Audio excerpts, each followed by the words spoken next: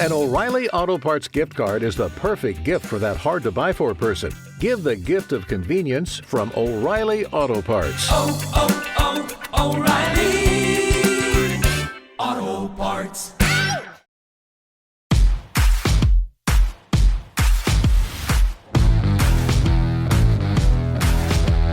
Welcome to the Dogs Podcast with your hosts, Blake Reneker, Justin Charles, and Josh All.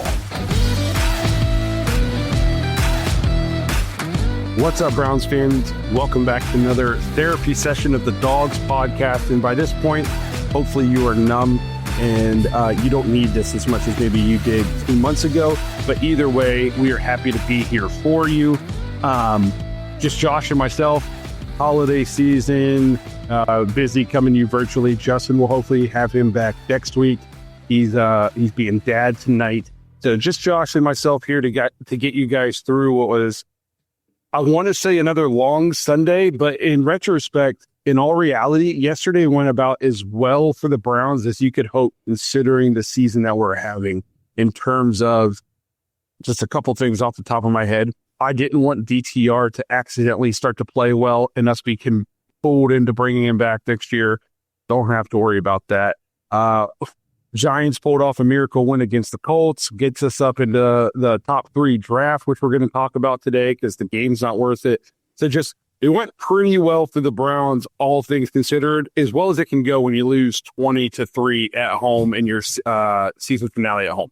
So we're going to get into everything, though. Before we do, remember, if you want to get your intros and your voicemails on the show, and this is even more pertinent as we turn the page into the offseason after next week, getting your thoughts on what you want the Browns to do in free agency and in the draft.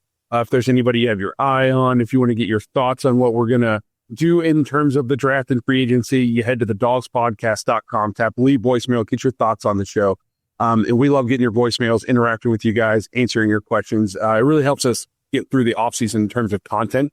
So it's a big help to us, and we enjoy hearing from you guys. If you're watching on YouTube, please like and subscribe. Make sure you tap the notification bell so you don't miss any of the content that we're putting out. You don't want to miss any of the stuff we're going to do for the draft and free agency and whatnot. As we put this season behind us, we actually have something fun to look forward to, because I've never wanted a Brown season to be done so fast in my life, so we can finally start talking about something fun.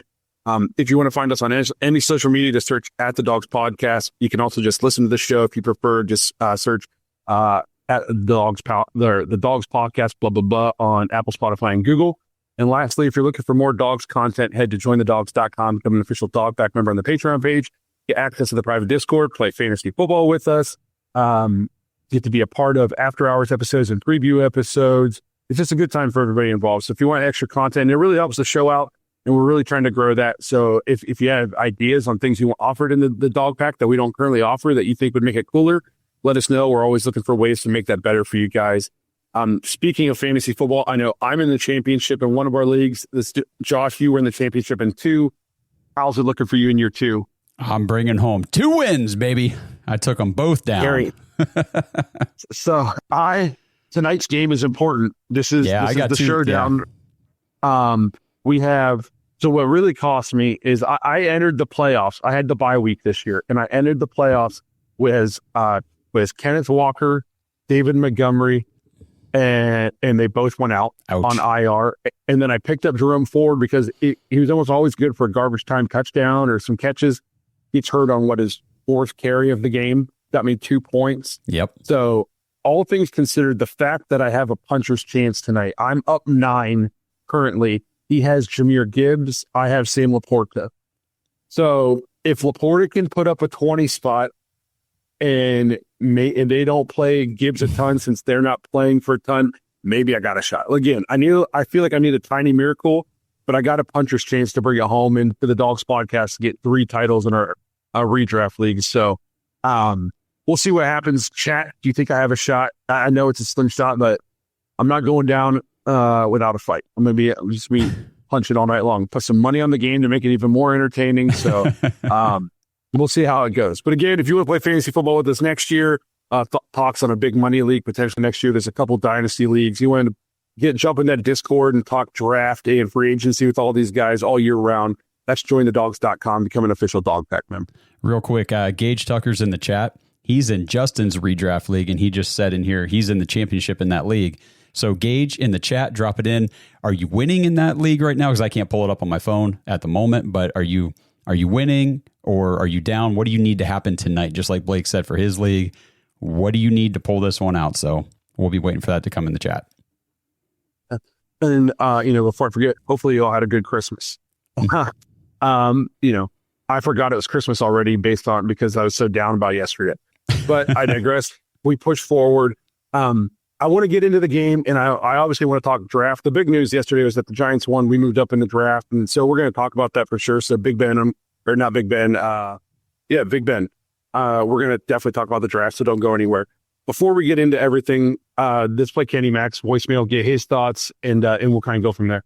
Yo, guys, it is Kenny Mack, and happy holidays, happy New Year's. Hopefully I don't have a lisp. This season can't get over fast enough. I don't know about you guys, but you feel like the season kind of, it never happened, or they never wanted it to go anywhere. It's like they've taken the season off. Feel like almost they took the season off starting last year after they clinched against the Jets. I mean, speaking of the Bengals, like, they should have played all their players last year in that last game. I don't know. You're not committed to Flacco. You should have just played him. You would have been better off for that playoff game. Hindsight's 2020, though. Right, Baker Bros? And speaking of the Jets, I mean, that old ball coach, Herm Edwards, you remember him? Like, he'd say, "Hey, you play to win the game." Well, guess what? The Browns don't, and playing DTR like this just breeds a loser mentality. Losing out like this and gaining a pick, there's no confidence in this team anymore. And, you get a new offense. Cooper's not interested. He knows Deshaun can't read a defense. Nobody plays in the preseason. I mean, we were cooked from the get-go. We were cooked from the Dallas game, and it just showed the entire year. There's just a lack of effort everywhere, a lack of passion. It's been a tough watch, and it's another week, another job interview, and no one's getting hired. I'm out. No, I'm right there with Kenny in terms of the season's just blah. I actually put it before the game was even over yesterday. I said, can this season be done? What a waste of my life. And that's how I felt yesterday. Just I don't know if I've ever felt this way about a Browns season. Maybe the closest I've ever been was, I think it was 2008, the year after we went 10-6 and missed out on the playoffs.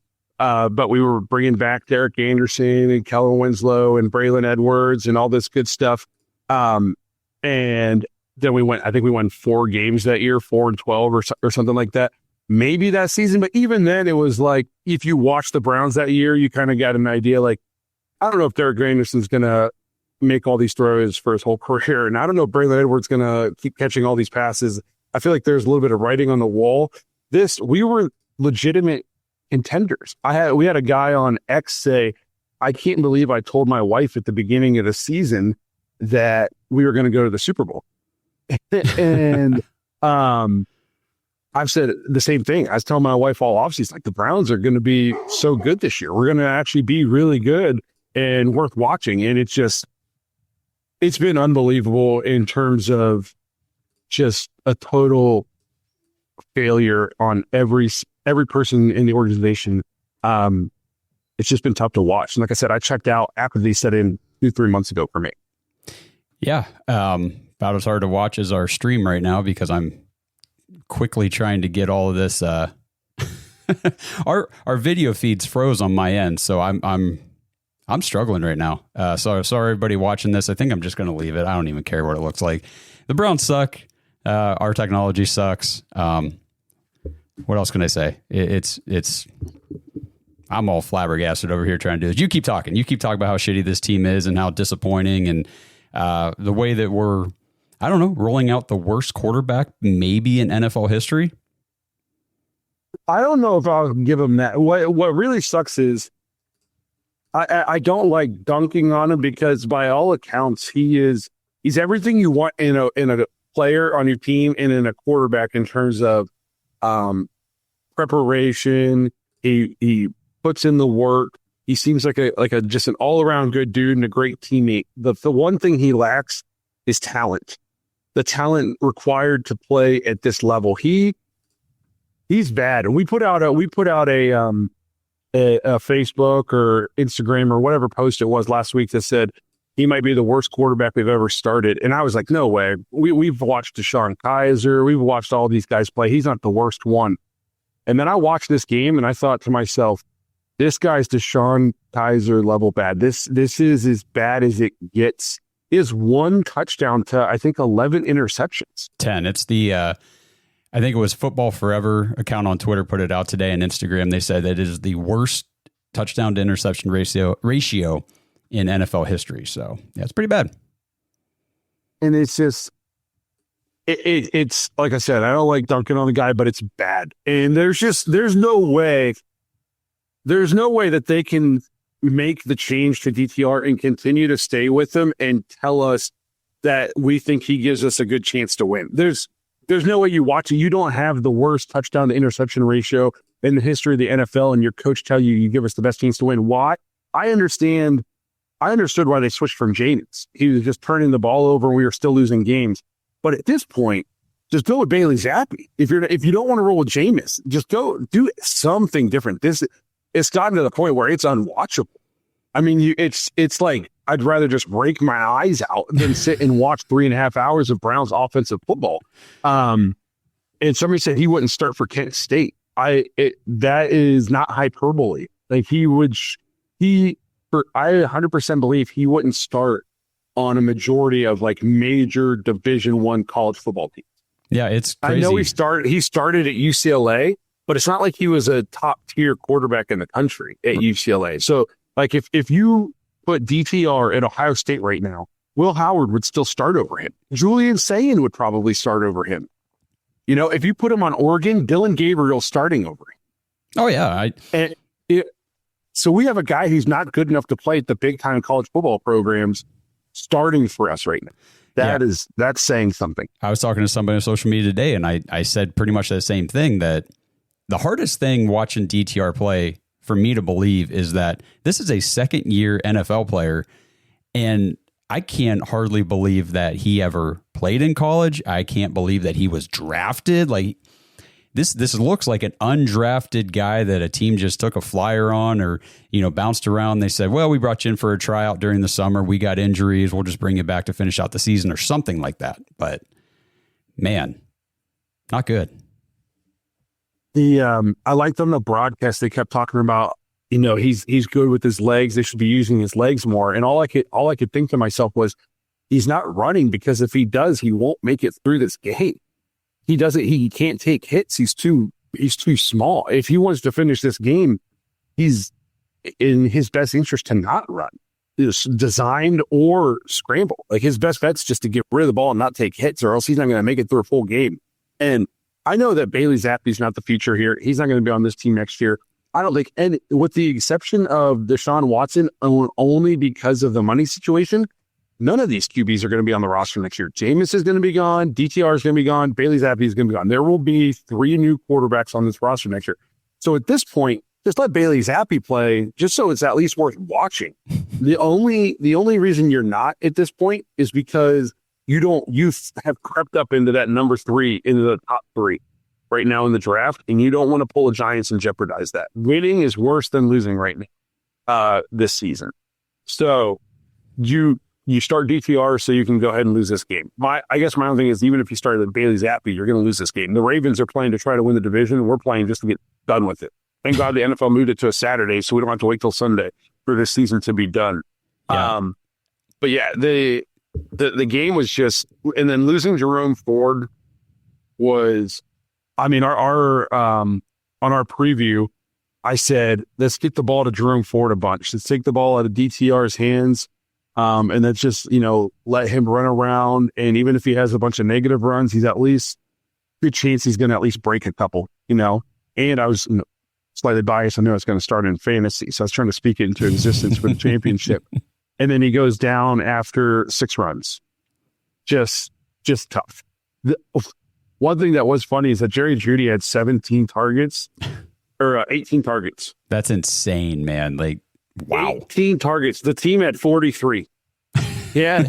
He had almost 50%. It's like they overcorrected from the week before when he only had a couple of targets and 20 yards. They're like, we're going to get this guy the ball today. And it kind of sucks because he kind of had a rough game.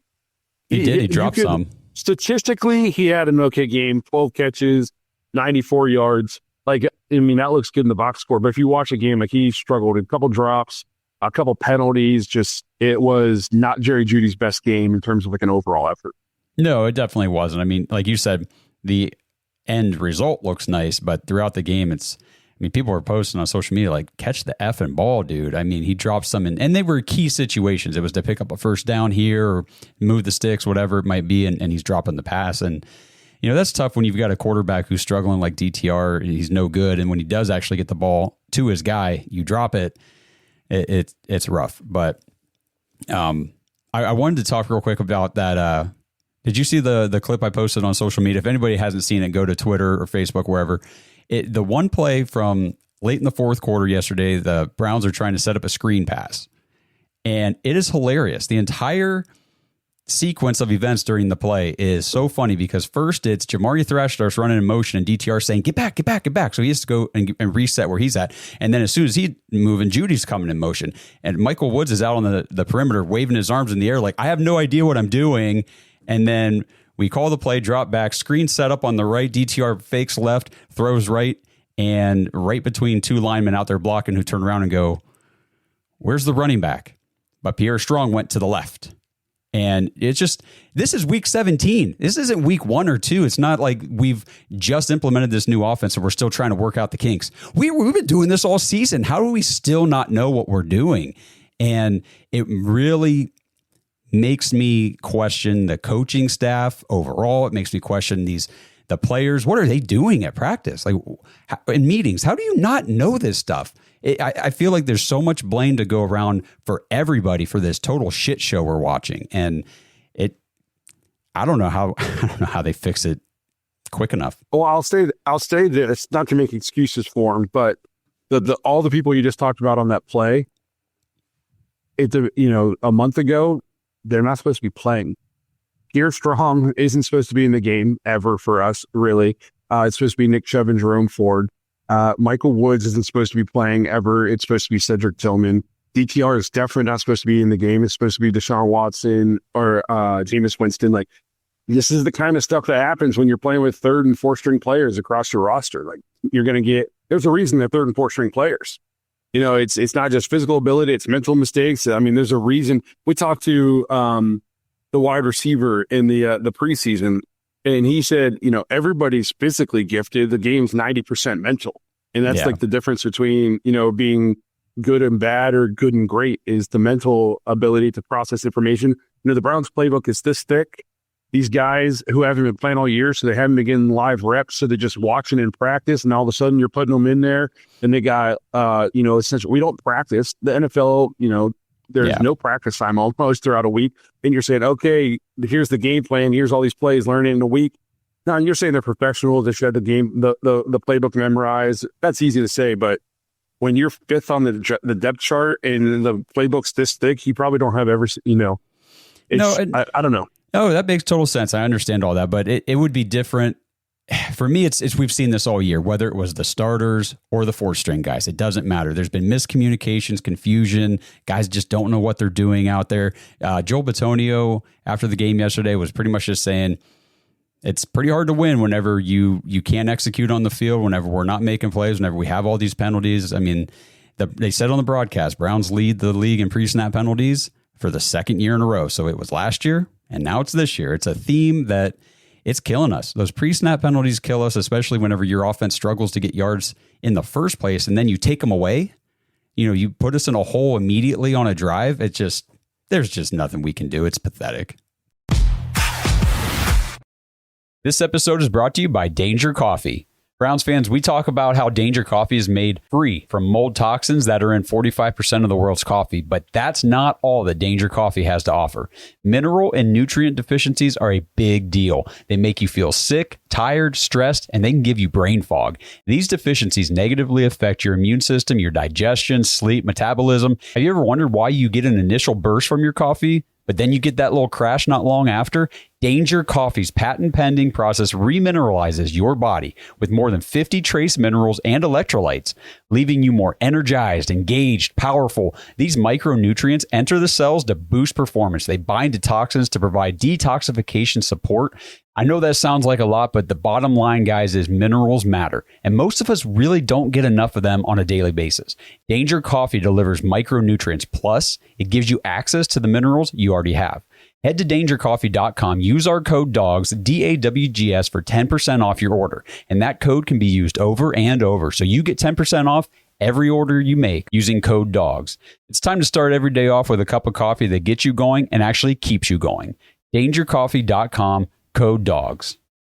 Over the last 75 years, over 10,000 chemicals have been introduced to our food supply. Yet the EU only allows 300 food additives. But at Thrive Market, we bring our members the highest quality brands and restrict more than 1,000 ingredients found at conventional grocery stores, making the switch as easy with our Healthy Swaps scanner, which finds better versions of all your favorite pantry, snacking, and home essentials without the added junk, dyes, and fillers. Plus, it's all delivered straight to your door. So if you're looking to shop at a grocery store that actually cares about your health, go to thrivemarket.com/podcast and you'll get 30% off your first order and a free gift.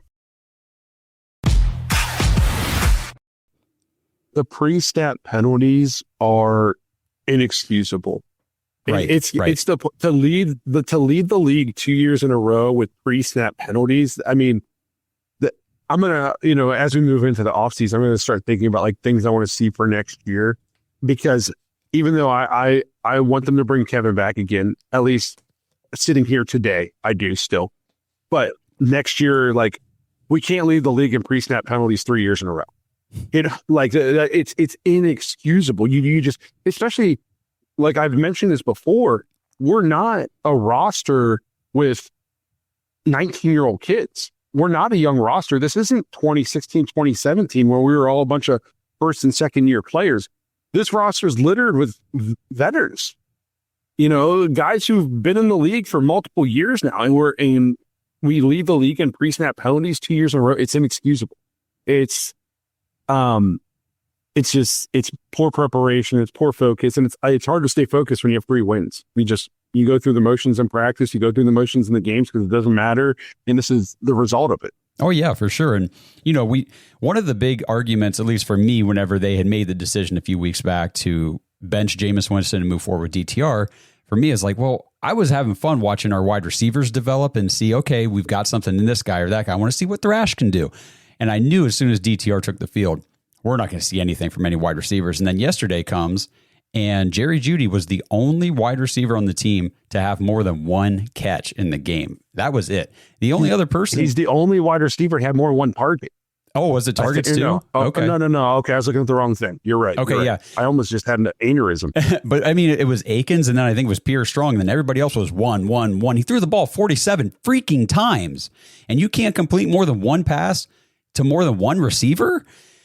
I mean, it's just, like, what do we do with Elijah Moore? Is Jamari Thrash any good? I have no idea. Is Michael Woods? It makes it so hard to evaluate. We talked a lot about like if Jeudy should be upset that they moved off Winston because he was, having such a great season with him in that 7-game stretch or whatever it was. If anybody should be upset, it should be Elijah Moore. Yeah. Elijah Moore was like, we were starting to talk about like, hey, he looks like he's like a low end 2, a really high end 3. Like maybe this guy's a good guy to keep around on a family friendly contract, team friendly contract. And he can be a good asset for you. He doesn't drop the ball. He's open a lot. And ever since he had 1 catch for 1 yard. And that was, I don't even know that yard. I'm pretty sure if they actually really cared, it would be stat corrected to 0, because I remember it was on the sideline with about 2 minutes to go in the half. And he threw a 0-yard pass. It was 3rd and 10, I believe, after that. So the fact they gave him a yard is, as a stat, that's a correction. I specifically remember this when I sent a message in the Discord that said, why did we throw a 0-yard pass? Why is that even a route? Why is that a route? Ask Ken Dorsey, man. I don't know. And what really killed me was There was 2 minutes. It's not like we were trying to get one last play in before we had to take our last time out to get in the field goal range. There's 2 minutes or 2.5 minutes to go. Yeah. So what are we running 0-yard routes for? What does that do? Oh, it's a just 0-yard route. Why is that even in the route tree? just like when it was 3rd and goal from the 8 early in the game, and we ran Jerome Ford on a lateral out of the shotgun. I'm like, what are you doing? We talk about how hard it is to run down in this area. We suck at running to begin with. He's not the best. I mean, unless he finds the hole, which he struggles at doing. I get the DTR is not good, but like I'm watching this team that I love. It's my team. I love the Browns. I'm a Browns fan for life. Sad as that may be right now, but it is what it is. And I'm watching my team go out there, and they're not even trying. Like they do not even want to try to win. And I get it. As fans, yes, that number 3 pick looks nice and everything, but I still want to watch my team do a little bit of fight, have a little pride, because that lack of pride, that losing mentality, I don't want that to carry over into next year. I don't want that to impact the young guys that are going to be on this roster for the next 2-3 years. I will say this. I don't think that the players on the field have quit. I think the coaching staff have just put in players that aren't good enough to win at this point. You know what I mean? Like I'm watching the guys out there. They're still running hard. The defense is still flying around playing. I mean, once again, the Dolphins get a second half score, but for a bulk of this game, it was a 7 or 10 point game. Oh yeah, it was well within reach if we had any kind of offense at all. Oh, that's an easy win. Easy win with any kind of offense. I think based on what we're seeing on the field in terms of effort out of the players. Like, I think that is the reason why there's no talks of Kevin being fired and he's going to be back. It doesn't look like there's not guys out there, jogging. Myles Garrett is still chasing down Tyler Huntley from behind, full speed. Like, there's still the effort out there. It's just, we took out Jameis and we put in a guy that we know is not good enough to be in the league. Well, that's going to help you lose games. Even if he's trying as hard as he can, he's not good enough. So I think in terms of the effort, that we just emptied the bench and we just said, go ahead and play as hard as you want. We know it doesn't matter. And then we were handed a gift by the Giants. Oh man, were we ever? I know. So I guess that's a lot about the game. A lot of people are in here talking about the draft, so we can kind of talk a little bit. So as of now, the Browns sit at number 3, and I haven't done everything I'm talking about draft wise is all just off the top of my head now. I haven't looked deeply at anybody. It's just based off the college football I've watched and just things like clips on TikTok as I'm scrolling and listening to podcasts, Todd McShay talk, that kind of stuff. So this isn't anything like, don't come at me and say that guy's actually terrible or I don't know yet. Okay. I've still been torturing myself with watching the Browns for some reason. But there's, for me, a couple different things that the Browns can do that wouldn't anger me, at least just off the top of my head, as we sit here today. I think if you stay in that top 3, you're going to take a quarterback. I think if Shedeur and Cam Ward are available, you can't pass on them. You need one. And your best bet is to have one on a rookie contract. Like that's your best bet. Yeah, let's talk about that real quick, because now that we've moved up into that top 3, which, a couple weeks ago, I was on this podcast saying there's no way we're getting inside the top 5. I never saw the Giants winning. I played the Colts defense in a league yesterday, and I might lose because of it. I did not think the Giants were ever going to win another game. So here we are. We're up at 3. And, you made the point last week, I think it was, or maybe the week before, about Myles Garrett. Should we trade him and stuff like that? And you said, well, having Garrett on the roster has not, correlated with a whole lot of winning. And what does? It's the quarterback position. And even if neither of these quarterbacks at this moment are looked upon as, a Caleb Williams or Jaden Daniels or some of these guys from last year, whatever. Drake May. I can't say, I knew it was New England. I think until you get the quarterback position figured out, you're not going to win games anyway. Oh no, 100%. And here's the thing is, if you're going to take the quarterback, okay, you need to make that decision basically as soon as the season's done and the draft order is set. You need to know this is who we're taking, okay? And then everything you do in this offseason needs to be tailored to it working with him. Don't try to, whatever quarterback you're going to take, plug him into your system and make him fit into your system. Like Jaden Daniels wouldn't work in, 15 different offensive systems around the league. They know they're going to take Jaden Daniels or Caleb Williams, like they both have running and throwing ability. And then they go get Cliff Kingsbury, a guy who has college concepts in his offense, who can get the most out of his guys. They build the rest of their roster around we're going to run this offense because this is the kind of offense that our quarterback is the most comfortable in. And so we're going to get players that fit this offense to run this offense at the highest level because we're putting so much into this quarterback. That's what the Browns need to do. So I want to get rid of Ken Dorsey. And if that means going back to Kevin running the team and running the offense, that's good. But if you're going to go get Cam Ward, we're probably not going back to 100% Kevin's offense. You need to go find an offensive coordinator that can maximize Cam Ward's strengths. And then everything Andrew Berry does in free agency and the rest of the draft needs to be tailored to optimizing that system around Cam Ward. So, and I'm just using Cam Ward as an example. Okay. Or Shedeur. You need to build like Lamar Jackson. If he gets drafted by a bunch of other teams, he's probably not even still playing. But the Ravens did such a good job of drafting him and then putting him in an offensive system to maximize his talents, especially early when he wasn't a great thrower of the football, and that allowed him to utilize his strengths, improve on his passing. And now, like Lamar still misses layups sometimes, but there's no denying that he's a good throwing quarterback. Okay, he's above average at passing, and they built an offense around him tailored to they maximized his strengths and allowed him to develop his weaknesses into strengths. That's what the Browns need to do. If you're going to take one of these quarterbacks, you have to build around him. And I'm not saying you have to bring him in and start him right away, but he needs to start this year. If you're going to draft Cam Ward, I'm still on board with going and getting a gap bridge quarterback for 1 year in free agency so he can sit. But you need to start putting players on this roster and running an offense that is going to be great for Cam Ward or Shedeur Sanders or whoever it is. I just off the top of a couple of things I've said. If we're sitting at 3 and somebody really wants a quarterback and you're not completely sold on one of them, you can't trade. I'm not trading out of like the top 7. You can't trade back out like too far. We need too much talent at the top. You know what I mean? Well, and there's plenty of teams in that top 10 that are going to be vying for a quarterback, So if somebody does want a guy, we would not fall out of probably the top 7.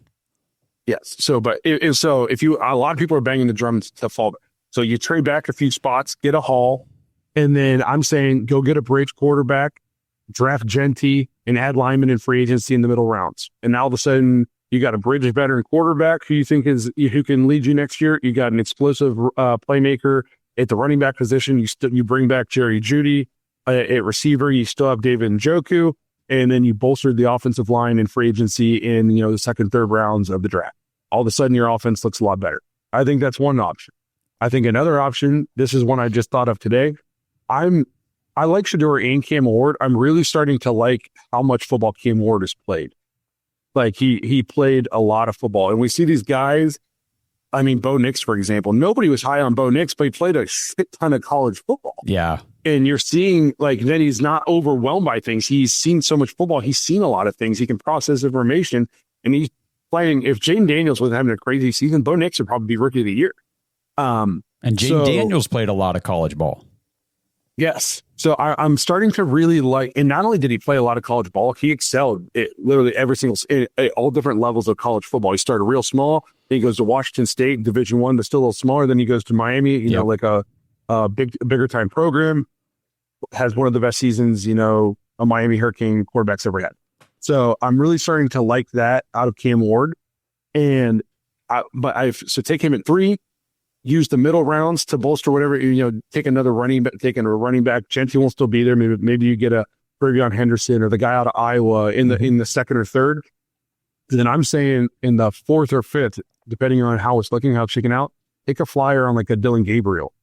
So don't just take one quarterback in this draft. I think Dylan Gabriel's the guy from Oregon. Yeah. So RG3 and Kirk Cousins. Is that what you're saying? That's exactly what I said. And you bring them in, and you're not just giving it to Cam Ward. you're like, hey, we're drafting you, but we're bringing in this guy too. You still got to come in. You got to prepare. We're not just handing the keys to you. And obviously it's your job to lose. But I think get a security blanket. Do an RG3 or a Kirk Cousins. If you have to spend 2 picks on a quarterback to get it right, who cares? It's clearly the most important position. Is the position we have yet to hit on. So if it takes two picks in the same draft to get it right, who cares? You know what I mean? And what at the 5th round, if he falls to the 5th, why not take a flyer on a guy who is extremely talented, but just maybe a little bit small? I would do something like that. And then I'm still bringing in the bridge. In a couple, like I know Kirk Cousins' name's been thrown out. I've said Derek Carr a lot. Another guy I think could be under the radar that I think is going to be available is like a Drew Lock. Could be a bridge quarterback. So one thing, Drew Lock, we can talk about that. But another guy that I've been pretty hopeful the Browns might at least have a swinging chance at would be Justin Fields. And I think depending what sort of contract he's looking at, because he's a similar type of quarterback to what you're trying, I think, to establish in your system. If you take a Cam Ward or Shador, I mean, more Cam Ward, I think, because Shador's a pretty like a pocket guy who can run, but he's more of a pocket guy. Yeah. I will say this about these quarterbacks. I know we've been saying it. A lot of people on social media, everyone's this is not a great quarterback class, but it doesn't mean there aren't going to be good quarterbacks come out of this class. It doesn't mean these top 2 guys can't be good NFL starters. So I think if the Browns are up there, I don't hate the idea of taking a shot because you got to try. You have to keep trying until you get it right. I mean, we saw the Cardinals a few years back. They take Josh Rosen, in the top 10 and then turn around the next year and take Kyler Murray and get rid of Rosen. Like if it doesn't work, you just have to keep going until you get it right. And right now we're in the top 3, likely, or I shouldn't say likely, but good chance we get into the top 2 this weekend. And there's 2 guys there. So it's just, I think so when I'm looking at, when I'm looking at the draft, it would be the Browns would lose, and it would be very big if the Patriots. It would be nice to get number 1, is what I'm saying, to have your choice. And if it stays as it is, and the Patriots have 1, the Titans 2, and we're 3, the only thing I'm a little bit scared about in that situation, and maybe some people won't be scared because they don't want us to take a quarterback anyways, is I think the Patriots will shop that number 1 overall pick because they don't need a quarterback. And then I think somebody would leapfrog the Browns, take either Cam or Shador. The Titans will take whichever one's left, and then we'll kind of just be left sitting there dry at number 3 without. And then you take best player available. Maybe you go Travis Hunter. You take the kid out. I think it's Arizona. Or I don't know if Genty goes in the top 5, but who knows? The edge rusher out of Penn State is another guy I've seen a lot. The corner out of Michigan. Mm-hmm. But I think this team needs offensive help. I'm probably not going defense with my top 5 pick in this draft. No, if it's not a quarterback, it's either a left tackle or a running back. Those are the 2 positions we desperately need help at as well. So we'll see what happens here. I am honestly, and I think it was Gage in the chat said whenever I mentioned I never thought the Giants would win another game, and he said I don't think the Giants thought they'd win another game. I don't know what happened there, but they gifted us That's one. A terrible win. And now we are sitting here actually in serious discussions about, okay, we are in position to take a quarterback in this draft. So let me ask questions. Why do white QBs get so many chances? Just think Kirk Cousins, Derek Carr has won 1 more playoff game than Jameis Winston combined. But Derek Carr and Kirk Cousins have played way higher quality football for a longer stretch of time than Jameis Winston ever has. And Jameis is still around. So is Jacoby. Yeah, they're like chances. Jameis just started 7 football games and he turned the ball over 19 times or whatever it was. I mean, I don't know what you're talking about. But let me ask you then, do you think the Browns can turn it around and be competitive again next year, or is it a full rebuild? Like, do you think if we take a quarterback at 3, it's a full rebuild? No, I don't think if you take a quarterback at 3 or 2 or 1, wherever we're at, I don't think if you take a quarterback in the top 3 that it's a full rebuild. I think that you have got to get rid of Ken Dorsey. You've got to figure this offensive system out. This season, I can't watch any more of this. I will watch Saturday. I will watch us lose to the Ravens. We will get humiliated. And that's it. I don't want to watch this shit anymore. So get him out the door. But I think with this defense, we still, like I've said so many times, we still have the core intact. We can run it back with this defense another year. They played well enough this year for us to win multiple ball games that we just handed to other teams because we suck on offense. If you get the quarterback in here, you get a decent bridge guy, you fix the running game, you add some linemen in free agency or however they decide to do it. I think they can be competitive, but it's going to matter who they bring in at those positions and who they bring in to construct the offense and conduct this whole thing. This episode is brought to you by Danger Coffee.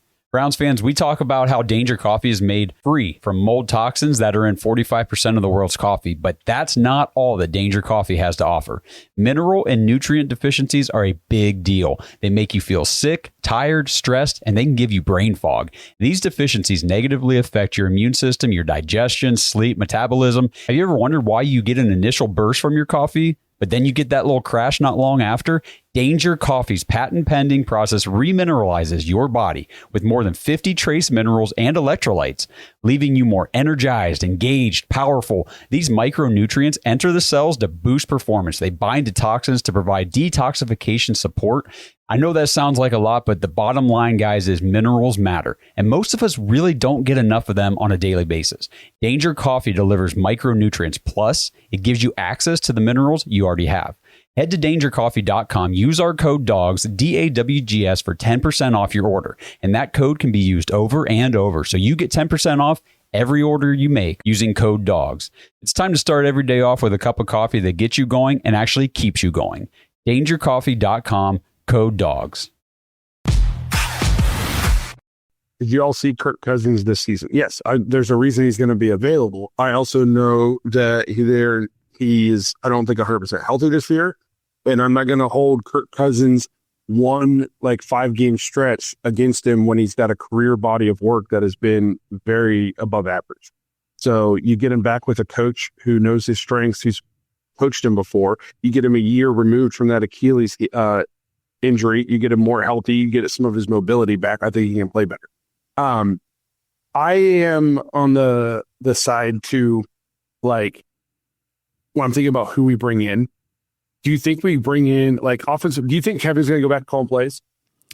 Or do you think I don't mind if he calls plays, but I think it depends on who the quarterback is going to be. And I've just been thinking about possible names. I think there's a chance Steichen could be available if the Colts fire.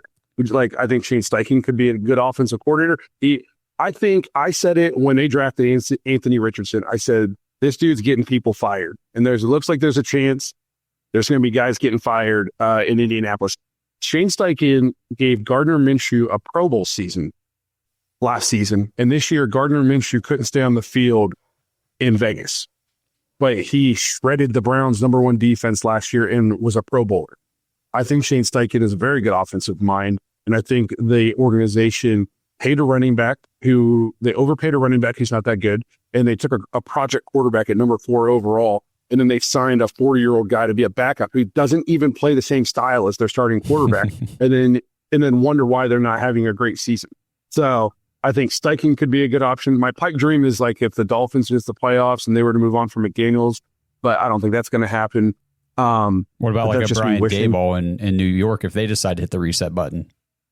That's another guy I would consider. I think I talked about him even a couple months ago when it looked like it was going off the rails there.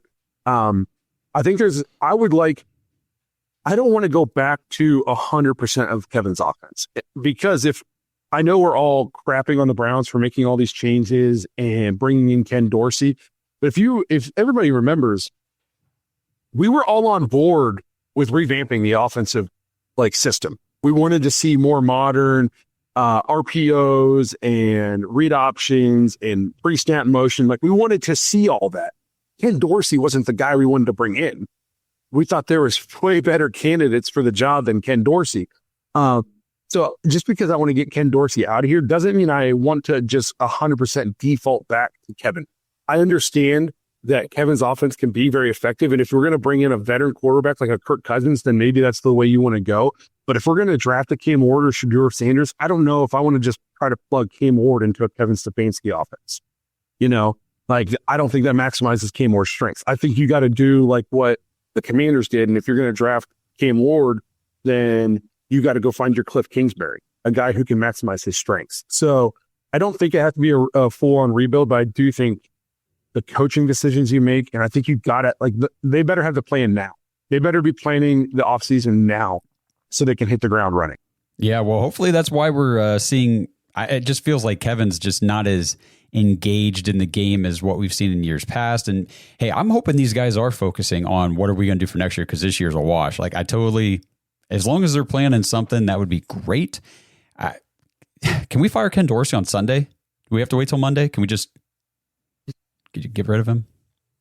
I don't think he'll be around long. I don't anticipate it. Oh, man. But the thing is, if we take either of those quarterbacks, we've got to have a running game to support them. You cannot put a rookie quarterback out there and do what the Browns did to all their quarterbacks this year and say, go do it. You're the guy. Go win the game.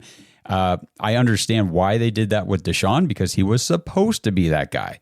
He's the veteran. He's the $230 million quarterback. And whenever he couldn't be the guy, we were screwed.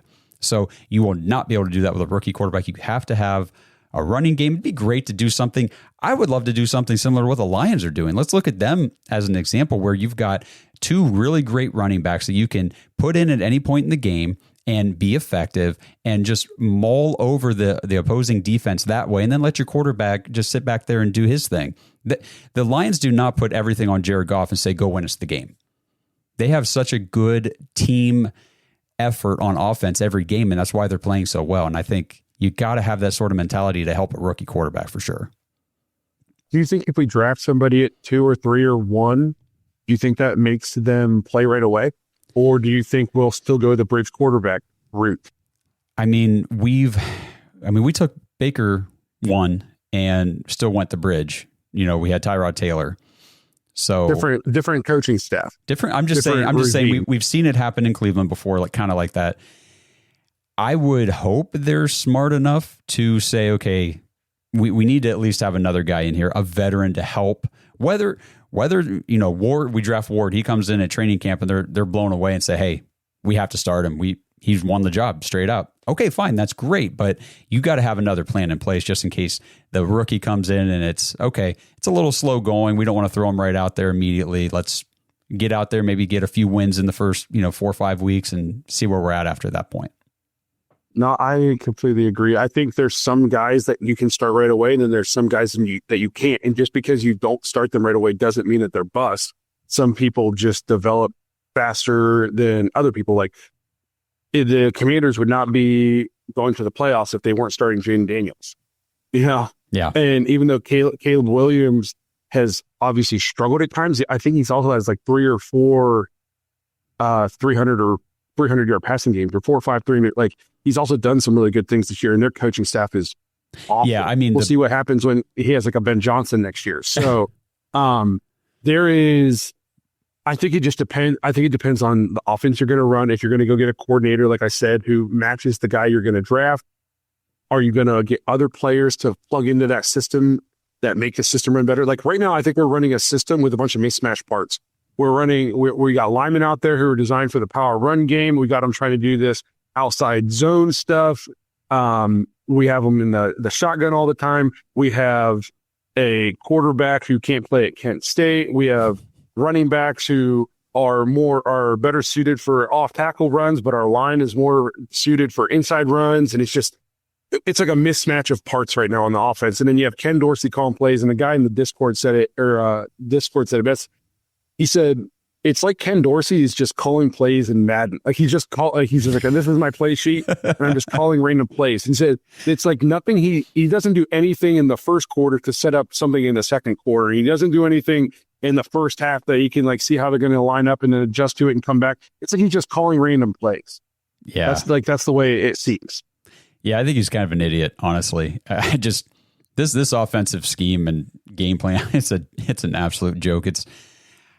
I don't know how to explain it. I've watched Pee Wee football games with more competent offenses being run than what we're seeing on Sundays and Saturdays now with the Browns. But Aaron Butler, hey, Dogs and Brownies, good Ravens, evening to you all. Aaron Butler, please, for the love of God, beat us. Get a message to the Ravens. Take us behind the woodshed. We'll bend over and take it for 4 straight quarters.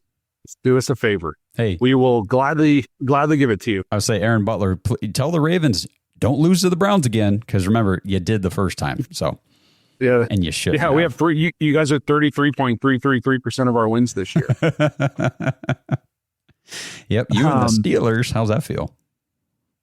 Give me Winston with a running back and a kicker. Man, you can beat the drum for Jameis all you want, and I was okay to do that a month and a half ago. The Browns have, they said it on the broadcast this week, 20 turnovers in their last 6 games. We're averaging over 3 turnovers a game in our last 6 games. Jeez. You can't win football games like that. You just can't. And we can say like Jameis would look at the passing numbers if he had a running game. The reason he's putting up the gaudy passing numbers is because he's throwing the ball every down because we have no run game. As soon as you give him a run game, go look at his games again when he played at the for New Orleans, where he had 14 touchdowns and 3. The interceptions were way down, but so was everything else. He's a game manager. They were coaching around him to manage him so he didn't cost him the game with his turnovers. Well, the reason we moved on from Baker Mayfield was so we didn't have to have a game manager and coach around our quarterback, which will be a little segue as we're wrapping up here. I keep seeing all this talk about Baker because he threw 5 touchdowns, and they're saying that's as many as Deshaun Watson threw all season this year, and so many people are dunking on the Browns. There is so much revisionist history when it comes to Baker Mayfield in his time in Cleveland. It is unbelievable to me. And I'm saying this as somebody who, 1, I was excited when they drafted Baker. 2, go back and watch episodes on this show. We went to bat for Baker. Yes, a ton. By the end, we were soured on him, but we defended the crap out of him after his bad season with Freddie. And then we went after anybody who said he wasn't good the year that we went to the playoffs in 2020. But all I had to do was listen to national media people, even Cleveland media people, everybody. Even when Baker was playing well, all I ever had to hear was how he wasn't good enough to get the Browns to the next level. And then the Browns move on from him to go get a guy who 14 other teams were trying to get.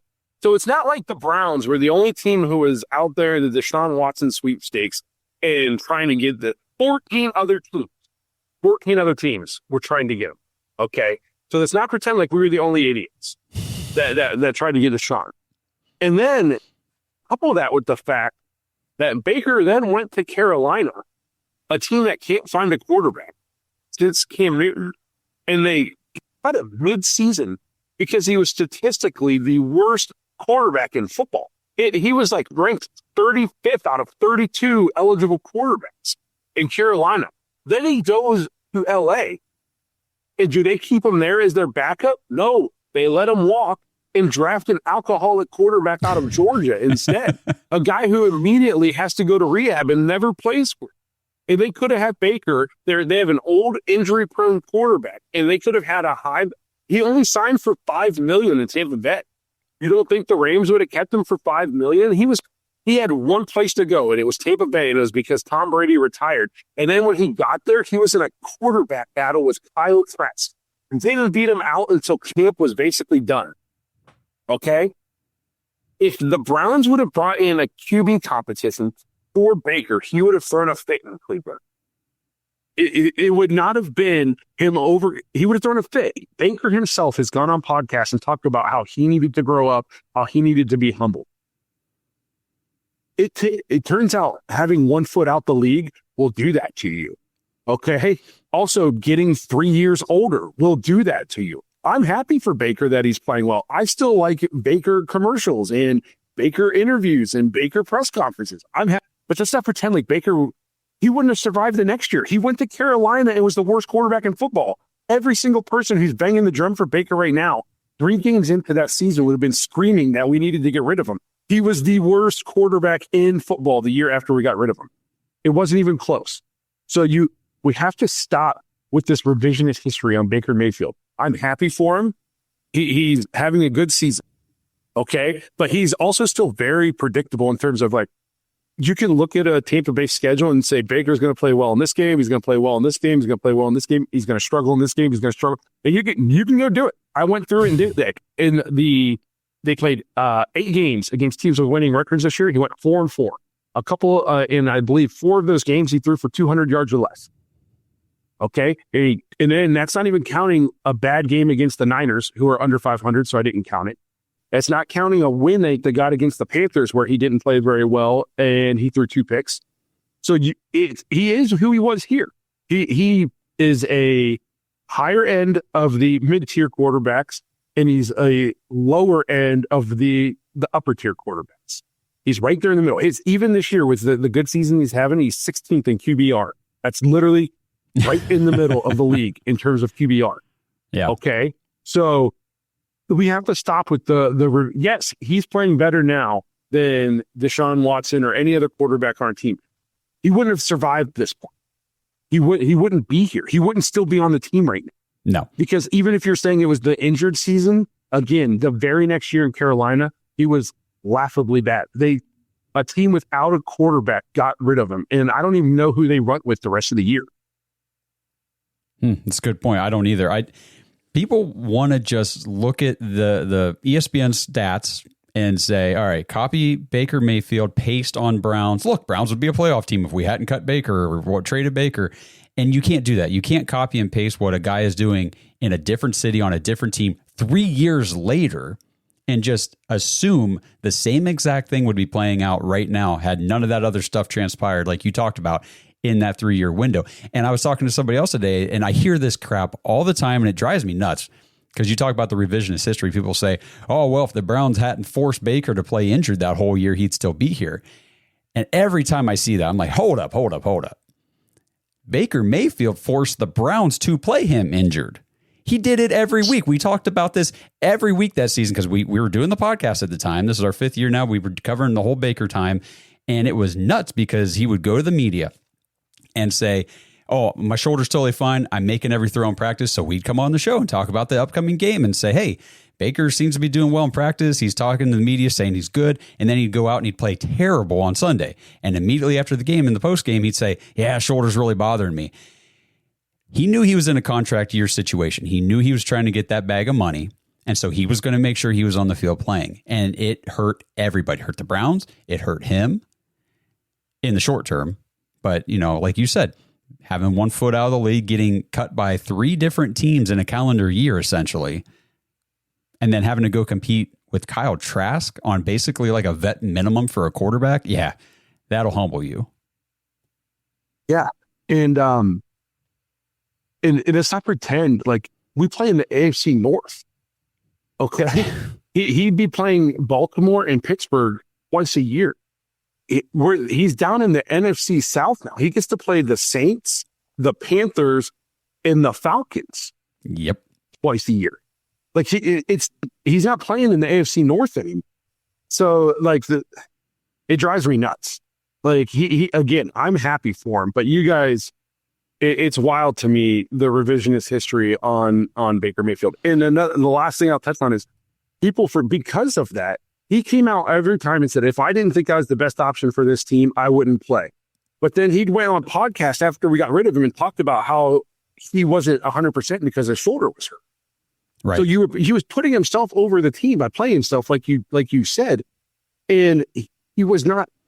He was in the locker room. There were multiple reports from multiple people that he was rubbing people the wrong way in the locker room for calling out Duke Johnson in his salary negotiations, for talking about medical things, for forcing himself to play when he wasn't 100% and then not playing well enough to play at the level.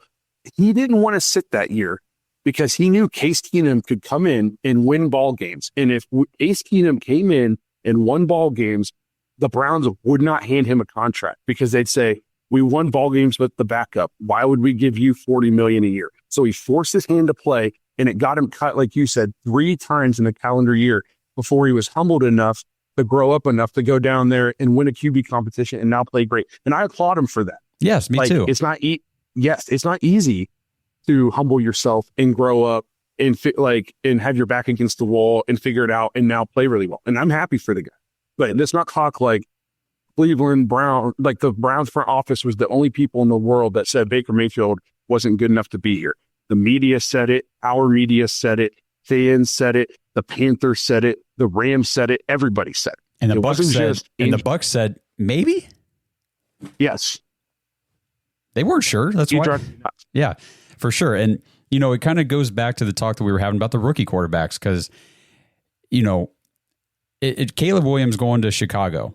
It's tough for any quarterback to go to Chicago. Some organizations it's not easy to go be a quarterback and have success for that organization. The Jets is another one. And the Browns are one of those organizations, obviously, because we've got like 40 some starting quarterbacks since 99.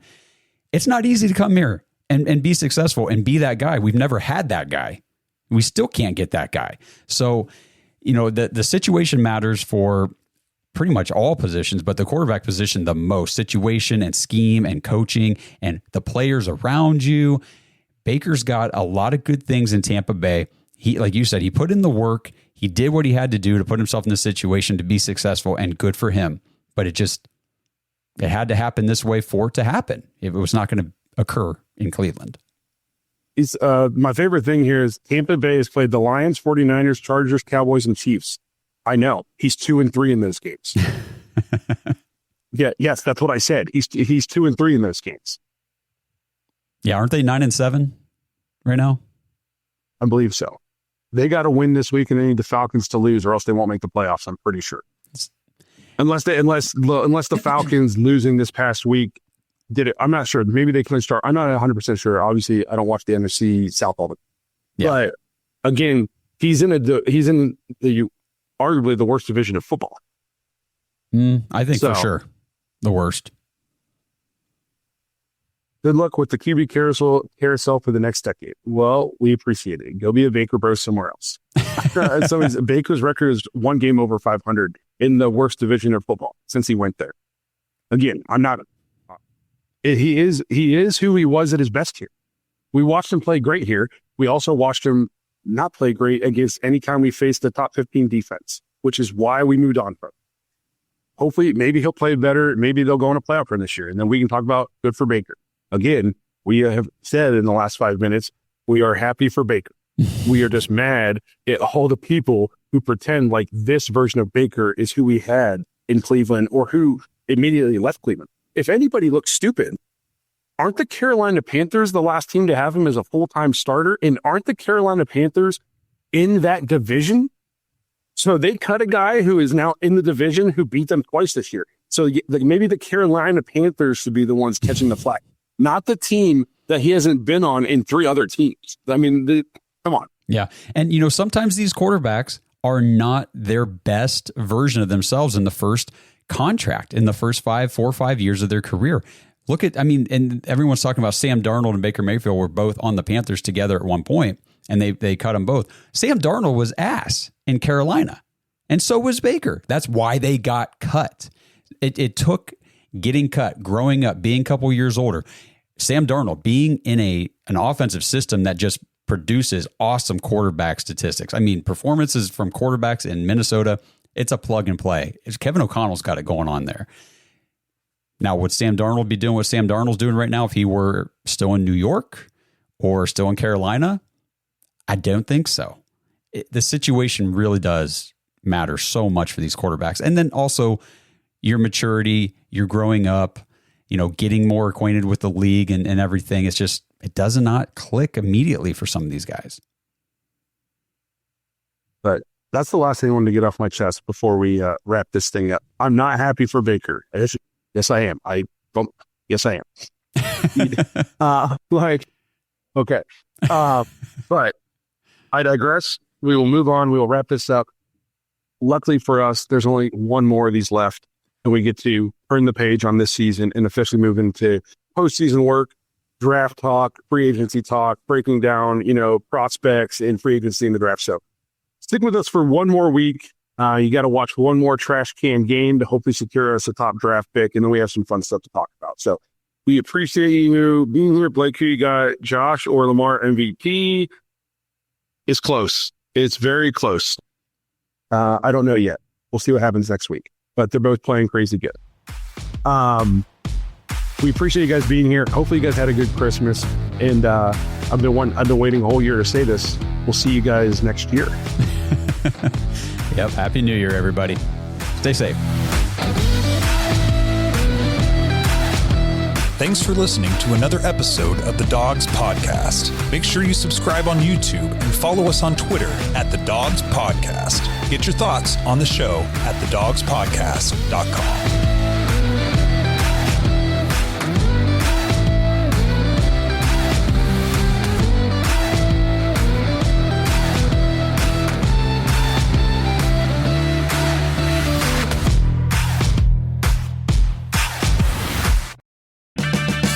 An O'Reilly Auto Parts gift card is the perfect gift for that hard-to-buy-for person. Give the gift of convenience from O'Reilly Auto Parts. Oh, oh, oh, O'Reilly.